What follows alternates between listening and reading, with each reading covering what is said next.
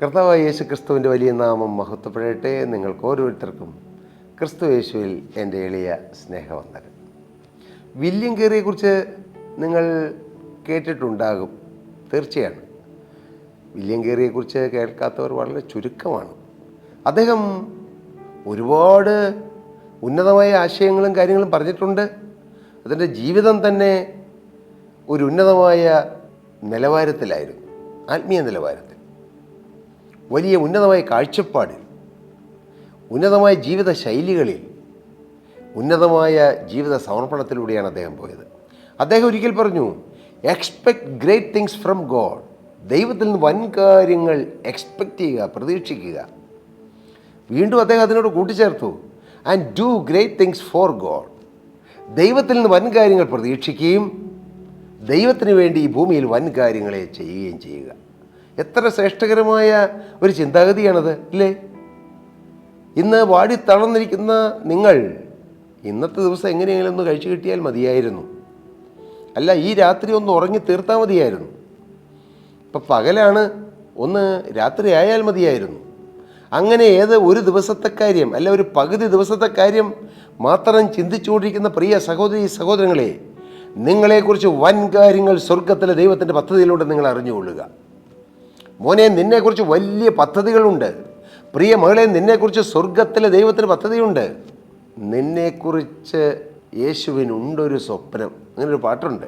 മോനെ, നിന്നെക്കുറിച്ച് നിനക്ക് സ്വപ്നമില്ലെങ്കിലും, മകളെ, നിന്നെക്കുറിച്ച് നിനക്ക് സ്വപ്നമില്ലെങ്കിലും യേശുവിന് നിന്നെക്കുറിച്ചൊരു സ്വപ്നമുണ്ട്.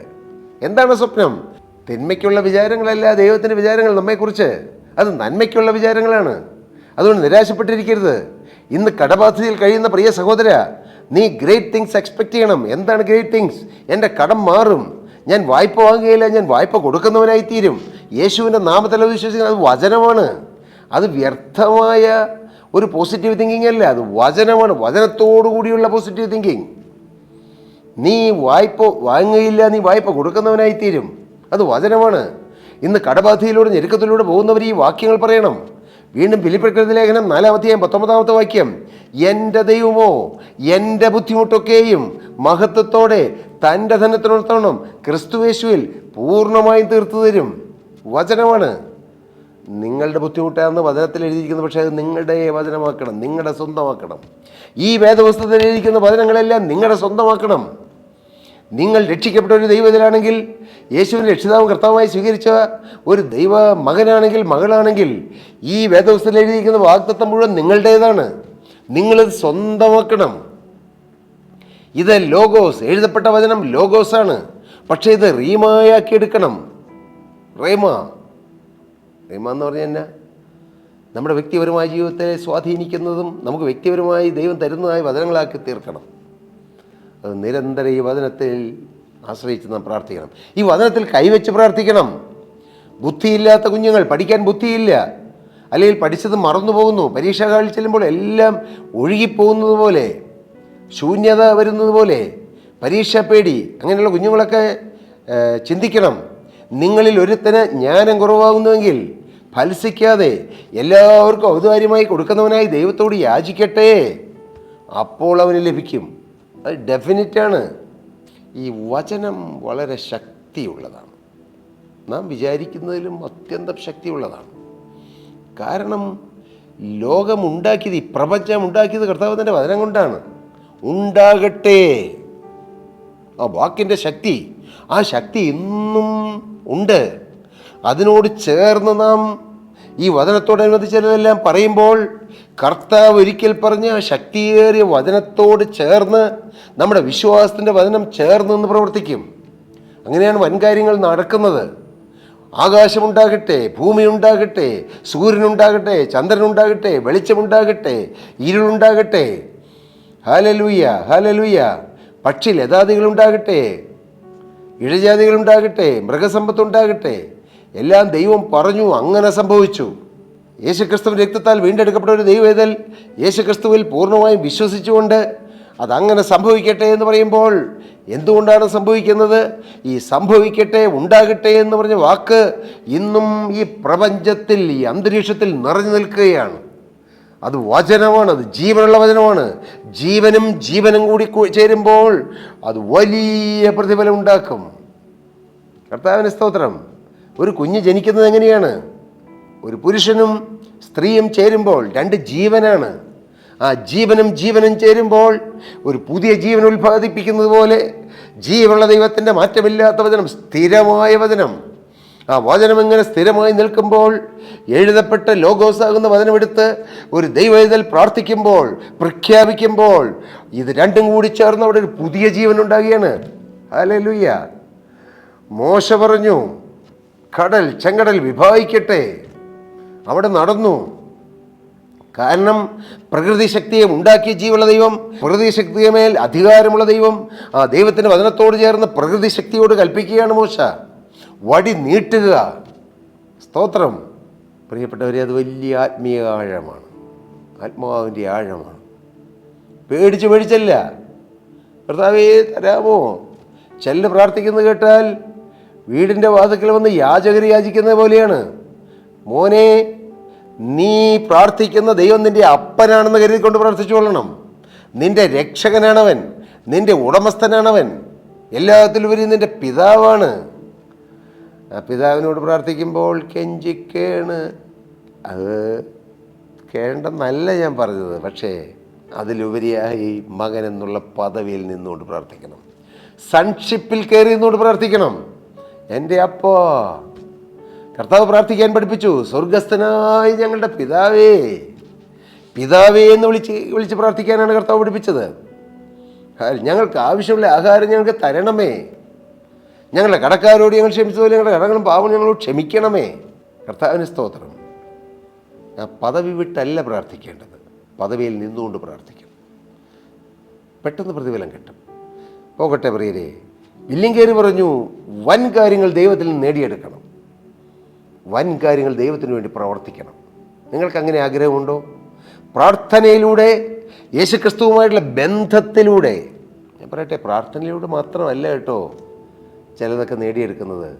ബന്ധം വരുമ്പോൾ ചിലതെല്ലാം ലഭിക്കും, അല്ലേ? നമ്മൾ ഓരോരുത്തരോട് എല്ലാം ചോദിച്ചിട്ടാണോ നമുക്ക് തരുന്നത്? അല്ല. സ്നേഹബന്ധം കൂടി വരുമ്പോൾ അവരുടെ മനസ്സ് തുറന്ന് നമുക്ക് ചിലതെല്ലാം തരും. അതുപോലെയാണ് ക്രിസ്തീയ ജീവിതത്തിലും. എല്ലാം പ്രാർത്ഥിച്ച് നേടുകയല്ല, യേശുവിനെ സ്നേഹിച്ച് ആ സ്നേഹബന്ധത്തിൽ ആഴമായി വരുമ്പോൾ, ആ സ്നേഹം കർത്താവിന് കൂടുമ്പോൾ കർത്താവിന് വാരിക്കോരിത്തരും. ഒരുവൻ്റെ വഴിയിൽ ദൈവത്തിന് പ്രസാദം തോന്നിയാൽ അവനവൻ്റെ ഗമനത്തെ സ്ഥിരമാക്കുമെന്ന്. ഹല്ലേലൂയ. ദൈവത്തിൻ്റെ വഴികളാണത്.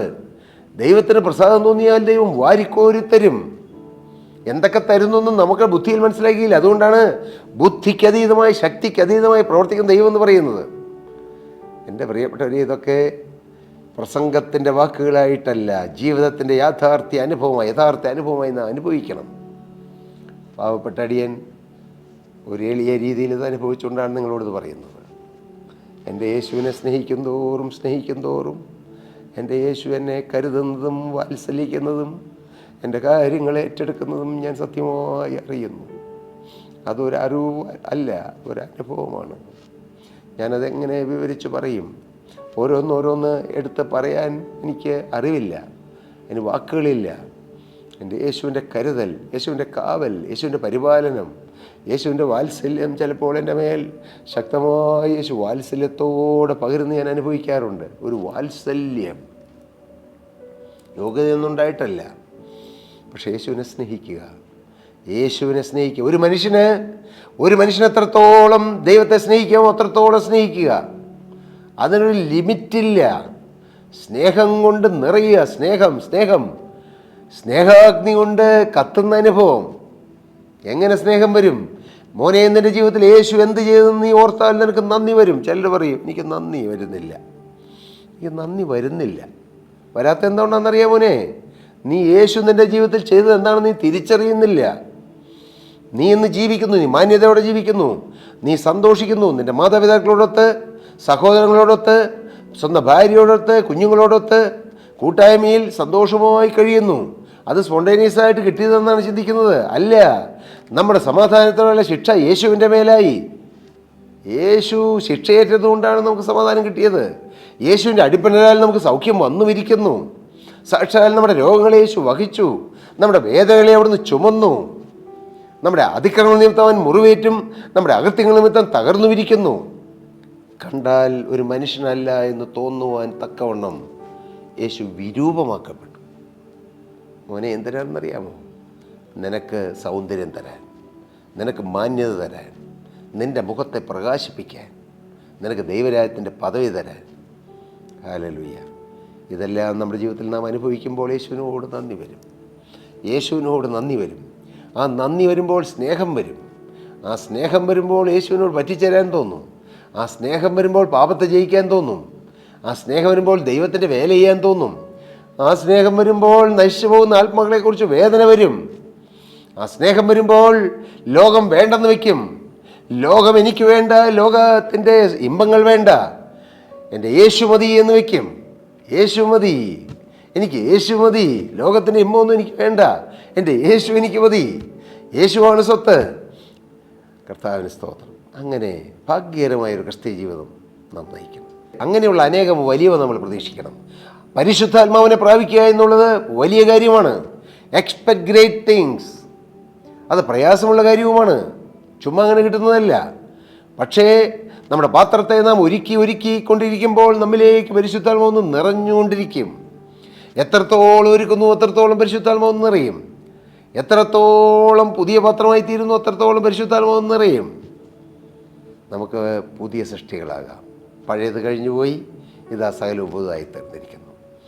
വൻകാര്യങ്ങൾ പ്രതീക്ഷിക്കുകയും വൻകാര്യങ്ങൾ നേടിയെടുക്കുകയും വൻകാര്യങ്ങൾ ദൈവത്തിന് വേണ്ടി പ്രവർത്തിക്കുകയും ചെയ്യുന്നവരായി തീരാൻ കർത്താവ് നിങ്ങളെ വിളിക്കുന്നു. ഓരോരുത്തരെയും വിളിക്കുന്നു. പ്രിയ യൗവനക്കാരൻ നിന്നെ വിളിക്കുന്നു. പ്രിയ മകളെ നിന്നെ വിളിക്കുന്നു.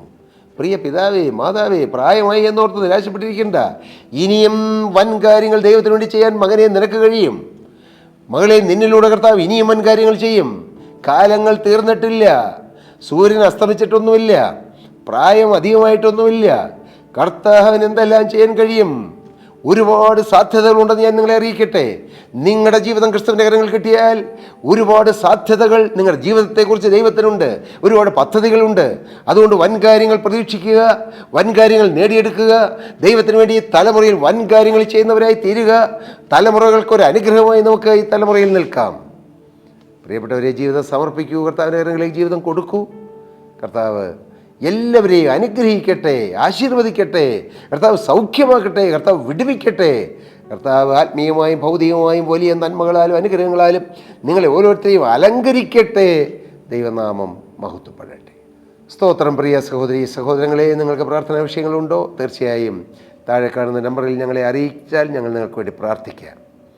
എല്ലാ വെള്ളിയാഴ്ചയും പീസ് മൗണ്ട് ഇൻ്റർനാഷണൽ മിനിസ്ട്രി മൂവാറ്റുപുഴയിൽ വെച്ച്, മൂവാറ്റുപുഴ KSRTC ബസ് സ്റ്റാൻഡിൽ നിന്നും കോട്ടയം റൂട്ടിലേക്ക് പോകുമ്പോൾ MC റോഡിലൂടെ വെറും 250 മീറ്റർ നടന്നാൽ മതി. റോഡ് സൈഡിൽ തന്നെയാണ് പ്രയർ ഹാൾ. അവിടെ ബൈബിൾ ക്ലാസ് ഉണ്ട്. വൈകിട്ട് 6 മണി മുതൽ 8 മണി വരെ. എല്ലാ ഞായറാഴ്ചയും സൺഡേ സർവീസ് ഉണ്ട്. രാവിലെ 8 മണി മുതൽ 11:30 വരെ. എല്ലാ ഒന്നാമത്തെ ശനിയാഴ്ച ലേഡീസ് മീറ്റിംഗ് ഉണ്ട്. രാവിലെ 9:30 മുതൽ 12:30 വരെ. എല്ലാ 4 ശനിയാഴ്ചയും ഡെലിവറൻസ് മീറ്റിംഗ് ഉണ്ട്. രാവിലെ 9 മണി മുതൽ ഉച്ചയ്ക്ക് 1 മണി വരെ. നിങ്ങൾ കടന്നു വരൂ പ്രിയരെ. നിങ്ങൾ ഏത് സഭയിലോ ഏത് മതത്തിലോ ഏത് രംഗത്തോ ആണെന്ന് ഞങ്ങൾ നോക്കുന്നില്ല. ജാതി മത വർണ്ണ വർഗ ഭേദമന്യേ ആർക്കും കടന്നു വരാം. യേശുക്രിസ്തുവിന്റെ നാമത്തിൽ ഞങ്ങൾ നിങ്ങളെ സ്നേഹത്തോടെ സ്വാഗതം ചെയ്യുന്നു. കർത്താവ് നിങ്ങളെ അനുഗ്രഹിക്കട്ടെ. ദൈവനാമം മഹത്വപ്പെടട്ടെ.